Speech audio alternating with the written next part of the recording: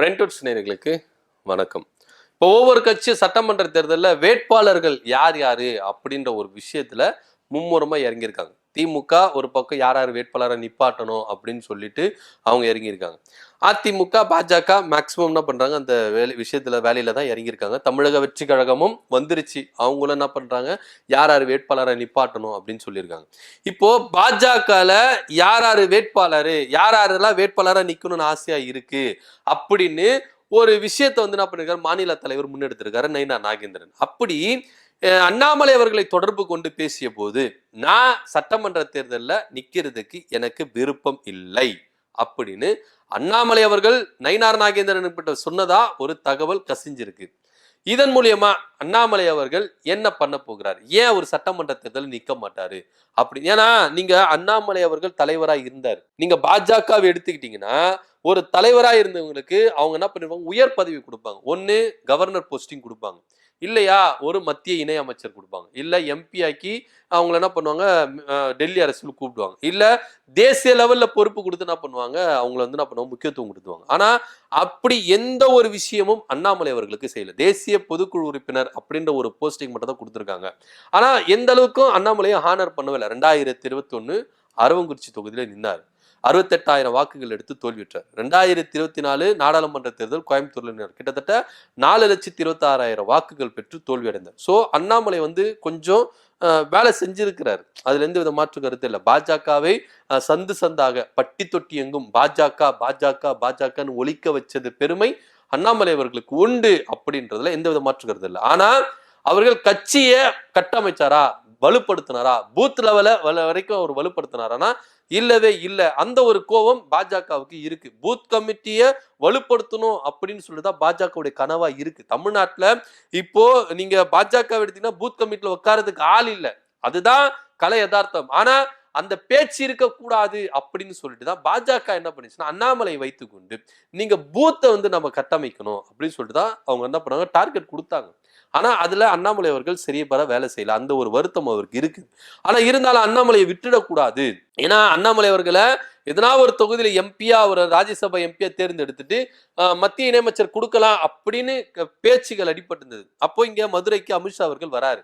வந்த உடனே அண்ணாமலை அவர்கள் பேரு சொன்ன உடனே எவ்வளவு பேர் ஆர்ப்பாட்டம், கைத்தட்டல் அப்படின்ற ஒரு வரவேற்பை நினைச்சு இவர் இங்கேயே தான் இருக்கணும் அப்படின்னு சொல்லிட்டு என்ன பண்ணாங்க, தமிழ்நாட்டிலே உட்கார வச்சாங்க. தமிழ்நாட்டில் உட்கார்ந்ததுக்கு இபிஎஸ்க்கு ஒரு முட்டுக்கட்டை கொடுக்கணும் அப்படின்ற ஒரு ரேஞ்சில் அவர் என்ன பண்ணாங்க, உட்கார வச்சாங்க. பாஜகவுக்கு ஆதரவு இருக்குதுன்னா அது அண்ணாமலை அவர்களா இருக்கணும் அப்படின்னு சொல்லிட்டு தான் அவர் இங்கே வச்சிருந்தாங்க. இது வரைக்கும் எந்த ஒரு பதவி கொடுக்காம அண்ணாமலை அவர்கள் தமிழ்நாட்டு அரசியலில் இருக்கிறார்.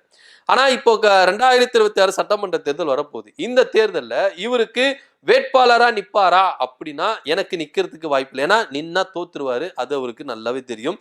எந்தெந்த அளவுக்கு உள்ளடி வேலை பார்ப்பாங்க அப்படின்றது எல்லாமே அண்ணாமலை அவர்கள் சிந்திச்சிருப்பார். சிந்திச்சிருக்காமல இருக்க மாட்டார், அவர் சிந்திச்சிருப்பார். தேசிய லெவல்ல இவருக்கு கொஞ்சம் ஆதரவு இருக்கு. PL சந்தோஷ் போன்றவங்களாம், அமித்ஷா போன்றவங்களாம் அண்ணாமலை அவர்களுக்கு கொஞ்சம் சப்போர்ட் பண்றாங்க. அதனால அவர் என்ன பண்ணலாம், தேசிய அரசியலுக்கு போகலாம்.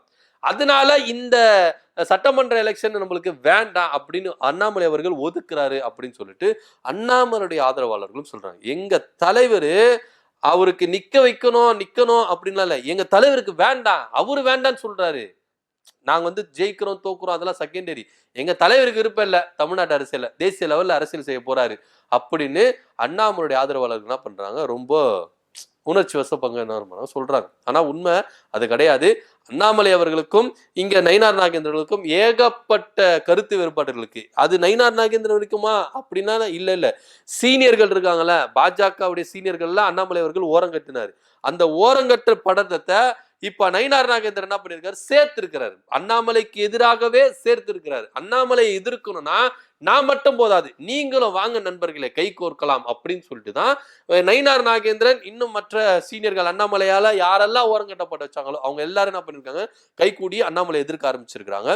ஆனா அண்ணாமலை அவர்கள் அதுக்கெல்லாம் அசர்ற மாதிரிலாம் இல்லை, அதெல்லாம் அப்படியே லெப்ட் ஹேண்ட்ல டீல் பண்ணிட்டு போயிடுவாருன்னு வச்சுக்கோங்களேன். ஆனா இங்க அண்ணாமலை அவர்கள் திரும்பவும் இங்க தமிழ்நாட்டு அரசியல்ல நின்னா, வேட்பாளரா நின்னா இங்க அவர் தோற்கடிக்கப்படுவார் அப்படின்ற ஒரு விஷயத்த எதுக்கு நான் அசிங்கப்படணும், எதுக்கு நான் கேவலப்படணும் எலெக்ஷன்ல நின்று, அதனால நான் தேசிய லெவல்ல பொறுப்பு போயிடுறேன் அப்படின்னு சொல்லிட்டு இன்னும் கூடிய விரைவில் தேசிய லெவல்ல அவருக்கு ஒரு முக்கியமான பதவி கொடுக்க போறதா டெல்லி பாஜக என்ன பண்ணிருக்கு, தகவலை கசிய விட்டுருக்கு. ஸோ அதன் அடிப்படையில தான் அண்ணாமலை அவர்கள் இங்க இருக்க மாட்டாரு அப்படின்னு சொல்லியிருக்காரு. இதன் மத்தியில சோ இங்க அண்ணாமலை அவர்களுக்கு சீட்டு கொடுக்க கூடாது அப்படின்னு இங்க இருக்கிற இபிஎஸ் அவர்களும் கொஞ்சம் என்ன பண்றாரு, முட்டுக்கட்டை போடுறாரு. வேண்டாம், அவருக்கு இதெல்லாம் கொடுக்க வேண்டாம் அப்படின்னு சொல்லிட்டு அவரும் என்ன பண்றாரு, முட்டுக்கட்டை போடுறாரு. ஆனா இவ்வளோ சவால்கள் இருக்கும் பொழுது பாஜக ஒரு விஷயம் என்ன பண்றாங்க, நம்புறாங்க, ஸ்டார் வேட்பாளரா நிப்பாட்டணும் அப்படின்னு. ஏன்னா 2024 நாடாளுமன்ற தேர்தல் இங்க வரும்பொழுது கவர்னரா இருந்த 2 மாநிலத்துக்கு கவர்னரா இருந்த தமிழிசை கொண்டு என்ன பண்ணாங்க, தென்சென்னை நிப்பாட்டினாங்க.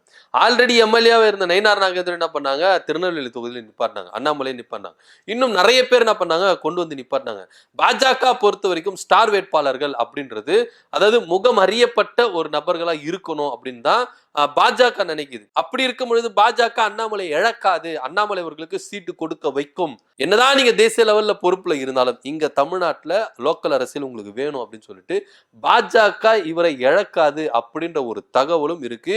ஆனா ஒன்னே ஒண்ணுதான், இங்க அண்ணாமலை அவர்கள் திட்டவட்டமா என்ன பண்ணிருக்காரு, முடிவு பண்ணிருக்காரு, நான் 2026 சட்டமன்ற தேர்தலில் நிக்க மாட்டேன் அப்படின்னு சொல்லியிருக்கிறாரு. என்ன நடக்க போகுது அப்படின்றத பொறுத்து இருந்தா பார்க்கணும். ஏன்னா அண்ணாமலை அவர்கள் ஒரு முடிவு எடுக்கிறாருன்னா அதுல அவரு ரொம்ப ஆழ்ந்து என்ன பண்ணிருப்பாரு, எடுத்தவங்க ஒருத்தன்லாம் என்ன பண்ண மாட்டாரு, எடுக்க மாட்டாரு. ஒருவேளை டிமாண்ட் காட்டுறதுக்காக கூட அண்ணனுடைய ஸ்டாண்டா இருக்கலாம் அப்படின்னு. ஏன்னா இது ஒரு ஸ்ட்ராட்டஜி தானே. அண்ணாமலை அவர்கள் ஸ்ட்ராட்டஜி இல்லாம எதுவுமே பண்ணது இல்லை.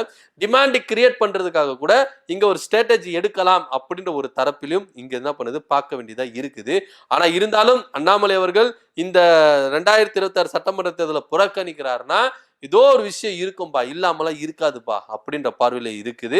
என்ன நடக்குது அப்படின்ற பொறுத்து இருந்து பார்க்கலாம். 2026 சட்டமன்ற தேர்தலை நான் நிக்க மாட்டேன், எனக்கு தேவை இல்லை அப்படின்னு நயினார் நாகேந்திரனிடம் அண்ணாமலை அவர்கள் சொன்னதா தகவல் இருக்குது. இதை பத்தியோட கருத்து என்ன அப்படின்றத கீழே கமெண்ட் பண்ணுங்க. நன்றி, வணக்கம்.